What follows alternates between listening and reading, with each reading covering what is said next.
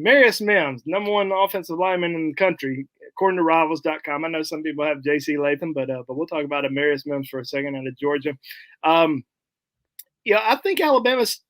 I wouldn't say they're trending, but I would say that they are in it a lot more than people think. A lot of people have kind of assumed that Georgia is the heavy favorite there, the betting favorite, even though Mims has come out and said in the past that Alabama's his leader. Now, Mims did grow up an Alabama fan. He grew up in an Alabama household, has visited Alabama several times. Now, he's visited Georgia a little bit more, but I think he's developed a very strong relationship with Kyle Flood, Alabama's offensive line coach. Could Alabama potentially sign, 3 5-star offensive linemen? That's kind of the biggest question. Because everybody assumes J.C. Latham is going to end up as a 5-star.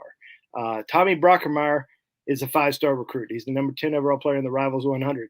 I think he jumps on board with Alabama, pretty soon. Amarius Mims is a wild card because I think that there is a chance there with Alabama, especially. You look at Alabama's offensive line right now, and the guys that are all going to be leaving after this upcoming season. You're going to lose Deontay Brown, Alex Leatherwood, Landon Dickerson. You lost Jedrick Wills in last year's class in the first round. Evan Neal, following year, probably going to be a first-round NFL draft pick. So that offensive line is going to be wide open. And everybody says, well, you can't sign 3 5-star offensive tackles. Well, why not? Can you not move somebody inside? I think that's certainly a possibility. I would not rule it out one bit. If I was making a prediction right now, I'd probably still go Georgia, but I think Alabama's right there in the mix with him.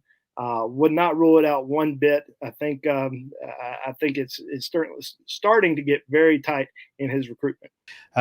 You've talked about flip watches before. This one would be a gigantic one. Tunmise Adeleye. What's the latest on him? Does Alabama have a shot? I know they're certainly making an effort to flip one of the biggest 5-stars in the country. Yeah, well, he's certainly a big-time target for Alabama. Has been for a long time. He visited Tuscaloosa last summer. I thought he was going to commit to Alabama. I was very confident he was picking Alabama, and then ends up transferring. He was playing out in Houston, out in Texas, and then transferred to IMG Academy for his senior season. And once he got down there, he ends up committing to Ohio State. Was supposed to visit Tuscaloosa in late March, early April. COVID hit, didn't take the trip. Ends up committing to Ohio State.